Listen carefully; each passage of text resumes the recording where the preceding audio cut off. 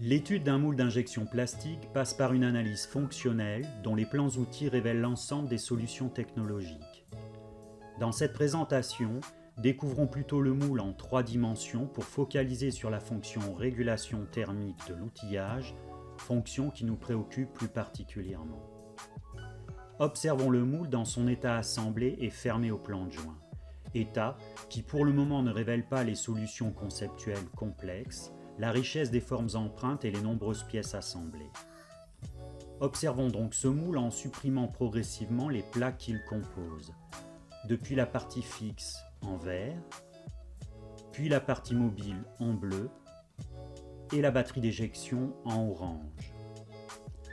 Nous découvrons alors un assemblage de plus de 100 pièces composées de nombreux éléments standards répondant aux fonctions présentées dans le dossier 6, étude de la fonction régulation thermique d'un moule, à découvrir sous Eduscol. Supprimons maintenant les éléments de guidage et de centrage de la partie fixe, de la partie mobile et de la batterie d'éjection. Enfin, éliminons les nombreuses vis d'assemblage, 38 vis au total. Et concentrons-nous maintenant sur la zone empreinte.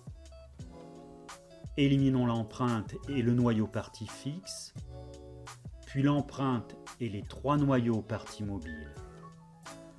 Nous avons ainsi, tout autour de la pièce moulée, en rouge transparent, 2 circuits de régulation conventionnelle, représentation inversée de la matière, avec un circuit côté fixe en vert et un circuit côté mobile en bleu.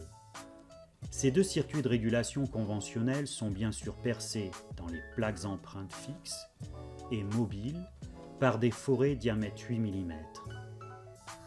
On mesure alors la difficulté à concevoir dans un environnement aussi limité que possible à la fois la fonction injection côté fixe par la buse chauffante, la fonction éjection côté mobile comprenant 9 éjecteurs, 2 fonctions orientées suivant l'axe Z, avec tout autour les 2 réseaux de régulation thermique conventionnels contenus dans des plans XY. Dans ce contexte, il devient difficile de trouver des solutions pour réguler le cœur de la zone empreinte, noyau fixe, source particulièrement chaude du logement de buse. Profitant des services proposés par l'ENS Uni de Rennes pour l'élaboration de pièces produites en fabrication additive métal, nous avons entrepris d'élaborer un circuit d'eau constitué d'une double hélice hélicoïdale intégrée au noyau fixe. Noyau dont la fabrication devient désormais impensable par méthode soustractive, sous-entendue en usinage. Pour conclure l'animation, vous découvrez les chemins suivis par l'eau des 3 circuits de régulation du moule. Et enfin, les éléments moulants auxquels sont affectés ces 3 circuits de régulation.